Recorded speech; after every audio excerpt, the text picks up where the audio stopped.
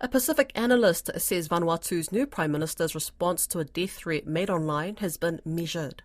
The Prime Minister's office says Sato Kilman has personally advised the Police Commissioner to investigate. Mr. Kilman is also looking at ways to educate the public on how to use social media responsibly.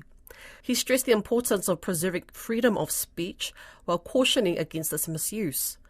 Lydia Lewis asked project lead for Griffith Pacific Hub, Dr. Tess Newton Cain, what this means for media freedom. It's always important to maintain a watching brief in places like Vanuatu and elsewhere in the region for moves that suppress media freedom. We've seen it happen.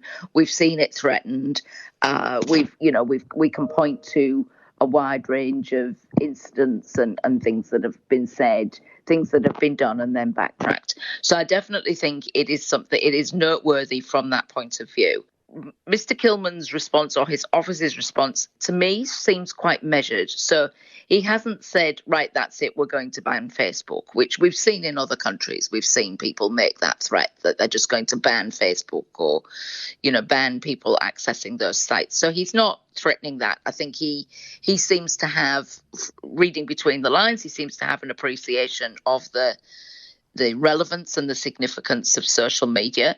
He's not on his own in saying that people should be using it sensibly, and making death threats is a crime. How you do it is largely irrelevant. So this person's chosen to use Facebook, but if they'd sent the Prime Minister a letter or put out a message on the radio or something, it would still be a crime.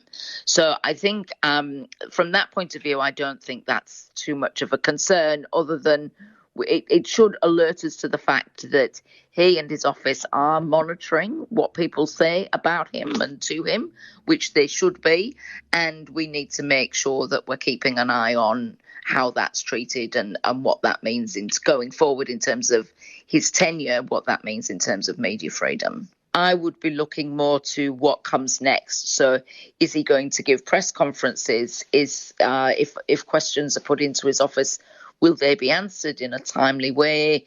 Is he going to make himself available to the media? Is he going to go on TV or the radio and make himself available to be asked questions about his government and his policy? I imagine that the opposition will be making good use of the media, that we've seen them do that before. So I think what we really need to think about is how is the government going to be responding to those sort of normal day-to-day media requests and media engagements. And previously, what has a Sato Kilman-led government looked like in the past in terms of that communication? Yeah, good question. I mean, it's a while since Mr. Kilman. So 2015 was when he was in government last. 2015 was quite a tumultuous year in Vanuatu with a big cyclone and change of government, and then a court case that saw half of that government go to jail. So there was a lot going on. Generally, governments in Vanuatu, as we see elsewhere in the Pacific, tend to be reactive rather than proactive when it comes to media engagement. So, he's not known for, as Vanuatu Prime Ministers generally, not necessarily known for inviting the press to come and kind of like getting out on the front foot, tends to be more reactive. But I guess what we'll see, what's different this time is, as we know, Vanuatu, like other Pacific Islands, there's much more focus in terms of foreign journalists being in the country, foreign visitors, high-level visitors coming, which attract press attention.